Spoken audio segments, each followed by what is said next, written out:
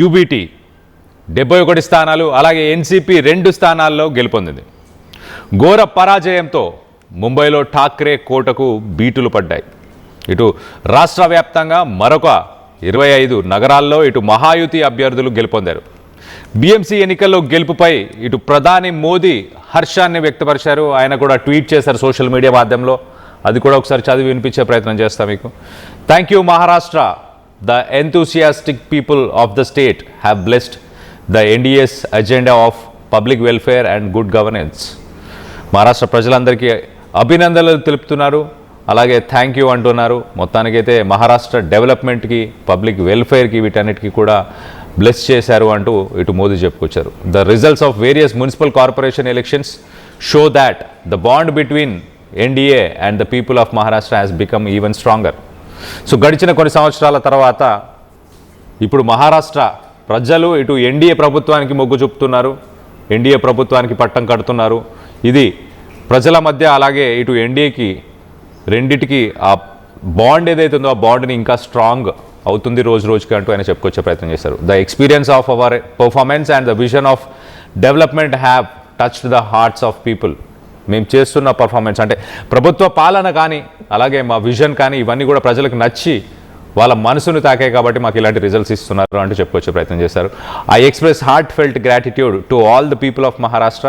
This mandate will give greater momentum to progress and is a celebration of glorious culture connected with the state.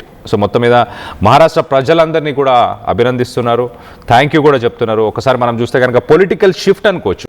2026 Brihan Mumbai municipal corporation elections result దాదాపు 30 సంవత్సరాల తర్వాత ఇటు ఠాక్రేకి సంబంధించిన Shiv Sena control చేసే ఆ BMC ఎలక్షన్స్ని, ముంబైకి సంబంధించిన మున్సిపాలిటీని ఇప్పుడు ప్రస్తుతానికి ఇటు ఎన్డీఏకి పట్టం కట్టారు అక్కడ ప్రజలు. రిజల్ట్స్ మనం ఒకసారి చూస్తే కనుక బీజేపీ అలాగే ఏక్నాథ్ షిండే శివసేన వీరిద్దరూ కలిసి మొత్తంగా 227 వార్డ్స్లో ఇటు బీజేపీ టాప్ లీడర్స్ మనం చూస్తే కనుక దేవేంద్ర ఫడ్నవీస్ అలాగే ఆశీష్ షెలార్, అలాగే శివసేన ఏక్నాథ్ షిండేకి సంబంధించిన శివసేన 29 స్థానాలు.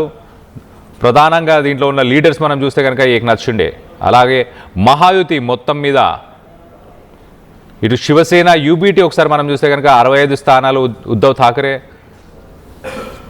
అలాగే కాంగ్రెస్ 24 స్థానాలు, అలాగే ఏఐఎంఐఎం 8 స్థానాలు, ఎంఎన్ఎస్ 6 స్థానాలు, ఎన్సీపీ, ఎస్పీ అలాగే ఇండిపెండెంట్ క్యాండిడేట్స్ 6 స్థానాలు. సో మొత్తం మీద 25 సంవత్సరాల తర్వాత శివసేనకు సంబంధించిన కోటని బద్దలు కొట్టింది ఇటు ఎన్డీఏ మహాయుతి అని చెప్పుకోవచ్చు.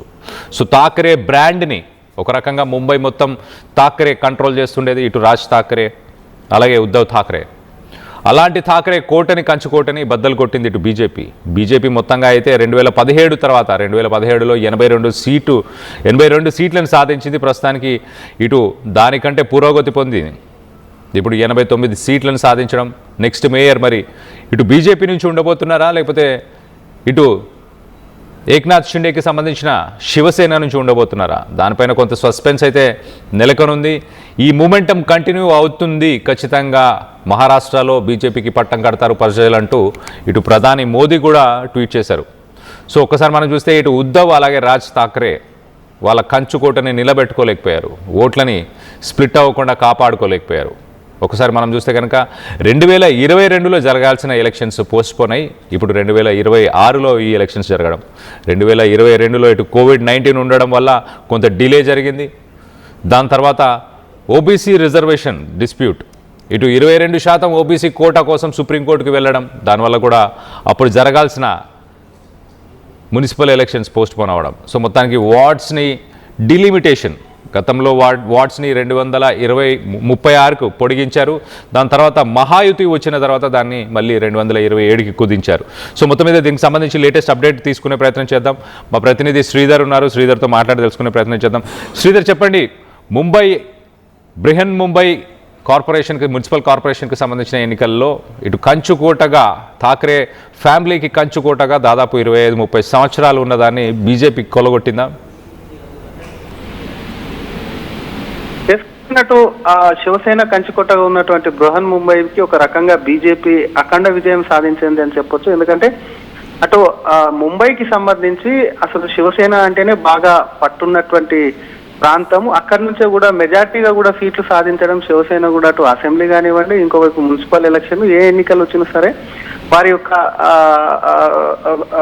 శివసేన యొక్క ఇప్పుడు అక్కడికి ఆ పార్టీకి సంబంధించి అక్కడనే కొంత సత్తా చాటుతూ వస్తుంది. కానీ అనూహ్యంగా ఈ మున్సిపల్ ఎలక్షన్స్ ఏవైతే ఉన్నాయో వాటికి సంబంధించి BMCలో కూడా ఒక్కసారిగా కూడా వాళ్ళకు బీజేపీ కానివ్వండి, అటు షిండేకి సంబంధించినటువంటి శివసేన వర్గం అటు షాక్ ఇచ్చిందని చెప్పాలి. ఎందుకంటే దాదాపుగా ఎలక్షన్స్ లేట్ అయినప్పటికీ ఇప్పటికే 2 ఏళ్ళు లేట్ అయింది. 7 ఏళ్ల తర్వాత ఎన్నికల వివిధ కారణాలతో అటు వాటికి సంబంధించి కొంత డివిజన్లకు సంబంధించింది కావచ్చు, ఇంకోవైపు రిజర్వేషన్లకు సంబంధించినటువంటి అంశం మీద కొంత కేసులు అవి ఉండడంతో కూడా 2 ఏళ్ల పాటు కూడా డీలే అయింది. 7 ఏళ్ల తర్వాత జరిగినటువంటి ఎన్నికల్లో ఒకవైపు బీజేపీ, ఇంకోవైపు అటు షిండే శివసేన ఏదైతే ఉందో అఖండ విజయం సాధించింది. కేవలం అటు బృహన్ ముంబై కాకుండా రాష్ట్ర వ్యాప్తంగా ఉన్నటువంటి 29 మున్సిపాలిటీల్లో కూడా ఒకవైపు అటు బీజేపీ షిండే కూటమికి సంబంధించి కూడా 25 మున్సిపాలిటీలను కైవసం చేసుకుంది. కేవలం అటు బృహన్ ముంబైకి సంబంధించినటువంటి అంశంలో గతంలో నుంచి కూడా అటు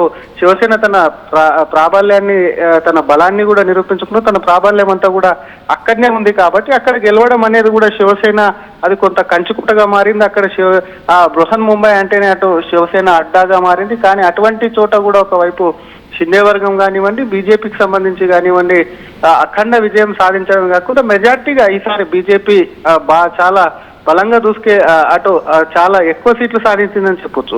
మొత్తం 227 సీట్లు ఉన్న దాంట్లో కూడా బీజేపీ శివసేనకు సంబంధించి షిండే వర్గానికి సంబంధించి 130 సీట్ల వరకు, అంటే అధికారం ఏదైతే ఉందో మేయర్ పీఠానికి సంబంధించినటువంటి అధికారానికి సంబంధించి కూడా అఖండ విజయం అక్కడ కొంత సాధించిందని చెప్పొచ్చు. కళ్యాణ్ బీజేపీ కూడా దాదాపుగా 80 స్థానాల వరకు కూడా సాధించింది. ఇంకో పక్క అటు ఠాక్రేకి సంబంధించినటువంటి శివసేన ఏదైతే ఉందో అది కూడా ఒకవైపు ఉద్ధవ్ ఠాక్రేకి సంబంధించినటువంటి శివసేన పెద్దగా అక్కడ బల నిరూపణ చేసుకోలేకపోయింది. కొంత పార్టీకి అది దెబ్బ అని చెప్పొచ్చు. ఇంకోవైపు అటు రాజ్ ఠాక్రే అటు ఉద్ధవ్ ఠాక్రే ఇద్దరు గతంలో నుంచి దాదాపుగా 20 ఏళ్లకు పైగా కూడా వాళ్ళు దూరంగా ఉన్నారు. ఈ ఎన్నికలకు సంబంధించి కూడా ఇద్దరు అన్నదమ్ములు కలిసినప్పటికీ అటు మహాయుతి కూటమి అటు బీజేపీ కానివ్వండి, షిండే వర్గానికి సంబంధించి కానీ వాటి రెండింటినీ కూడా ఒకవైపు 2 కమాండ్ గా వచ్చినప్పుడు ఆ కూటమిని కూడా ఢీకొట్టలేకపోయి ఆ కూటమిని కూడా ఏం చేయలేకపోవడంతో ప్రస్తుతం అటు ముంబై రాజకీయాల్లో కూడా ఒకవైపు శివసేనకు సంబంధించినటువంటి శకం అనేది కూడా ముగిసింది. గతంలో బాల్ ఠాక్రే ఉన్నప్పుడు అసలు కనసైగల్లో మొత్తం ముంబైనే కాదు మహారాష్ట్ర ఎన్నికలు సాధించినటువంటి ఆ శివసేన పార్టీ ప్రస్తుతం కూడా రోజు రోజుకు కూడా ఆ పార్టీ ప్రాబల్యం అనేది తగ్గిపోతుంది. వారికి సంబంధించి శివసేనకు సంబంధించి కూడా ప్రజలకు ఒకవైపు షిండే వర్గానికి ఎక్కువ కూడా కొంత ప్రాధాన్యత పెరుగుతున్నటువంటి పరిస్థితి, ఆ పార్టీకి కూడా బలం అనేది కూడా కొంత పుంజుకుంటున్నటువంటి పరిస్థితి ఉంది. కానీ ఠాక్రేలకు సంబంధించినటువంటి ఫ్యామిలీ ఏదైతే ఉందో ఆ శివసేనకు సంబంధించి అటు ఉద్ధవ్ ఠాక్రేకి సంబంధించినటువంటి శివసేనను గత అసెంబ్లీ ఎన్నికల్లో కూడా చూస్తాం, దానికి సంబంధించి కూడా పెద్ద ఎత్తున గండిపడింది, సీట్లకు గండిపడింది. ఇంకోవైపు ఓటర్లు కూడా పూర్తి స్థాయిలో అటు షిండే వర్గానికి కూడా షిఫ్ట్ అవుతున్నటువంటి పరిస్థితి ఉంది. ఇంకొంతమంది అటు బీజేపీ వైపు షిఫ్ట్ అవుతున్నటువంటి పరిస్థితి. దీనికి ప్రధాన కారణం కూడా కళ్యాణ్ అటు శివసేన నమ్మకపోవడానికి గతంలో శివసేన మొత్తం కేవలం హిందుత్వ ఎజెండాతో పాలిటిక్స్ చేసేవారు. బాల్ ఠాక్రే హిందుత్వకు సంబంధించినటువంటి అంశంలో పోరాడి ఆ ఓట్లన్నీ కూడా తమ వైపు, ఇంకోవైపు మరాఠా సంబంధించినటువంటి అంశం ఏదైతే ఉందో దాని మీదనే పోరాడినటువంటి బాల్ ఠాక్రేకి సంబంధించి తనకు సంబంధించి బలమైనటువంటి ఓటు బ్యాంకును మరాఠీలో సంపాదించుకున్నారు. కానీ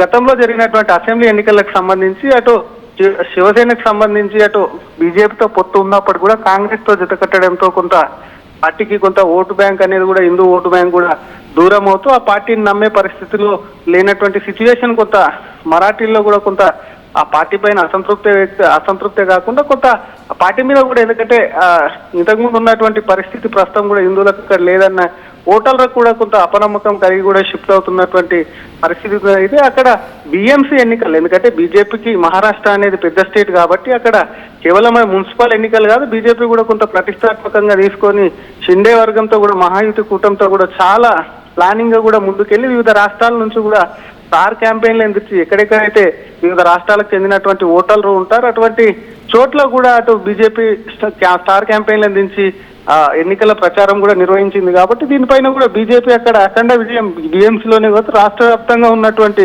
మెజార్టీ మున్సిపల్లను కూడా కైవసం చేసుకోవడంతో ప్రధాని మోడీతో సహా బీజేపీ నేతలందరూ కూడా హర్షం వ్యక్తం చేశారు. Kalyan. Right Sridhar, thanks for the latest update. కొత్తగా ఫామ్ అయ్యే ఇటు బీఎంసీకి సంబంధించిన న్యూ బాడీ దాదాపు 74,400 కోట్ల నిధులు అందబోతున్నాయి. మరి కోస్టల్ ఏరియాకి సంబంధించిన కొత్త బ్రిడ్జ్ని కట్టబోతున్నారా, ఇటు ధారావిని రీడెవలప్మెంట్ చేయబోతున్నారా, ఎలాంటి పనులు చేయబోతున్నారు? ఇటు బీఎంసీకి సంబంధించిన ఎన్నికల్లో ఇటు బీజేపీ ఘన విజయాన్ని సాధించింది. దీనిపై మీ అభిప్రాయాలు ఏంటనేది కింద కామెంట్ రూపంలో తెలియపరచండి. దీనిపై ప్రధాని మోదీ కూడా స్పందించారు. మోదీ కూడా హర్షాన్ని వ్యక్తపరిచారు. మహారాష్ట్రకు సంబంధించిన ప్రజలందరూ ఇటు ఎన్డీఏకి పట్టం కడుతున్నారు. వాళ్ళ హృదయాలన్నింటిలో కూడా ఇటు ఎన్డీఏ చేస్తున్న మంచి పనులు, ఎన్డీఏ ప్రభుత్వం చేస్తున్న ప్రోగ్రెస్ కానీ పాలన కానీ ఇవన్నీ నచ్చే బీజేపీకి పట్టం కట్టారు, ఎన్డీఏకి పట్టం కట్టారు అంటూ ఇటు ప్రధాని మోదీ కూడా ట్వీట్ చేశారు. దీనికి సంబంధించి మీరు ఏమనుకుంటున్నారు? మీ అభిప్రాయాలను కింద కామెంట్ రూపంలో తెలియపరచండి.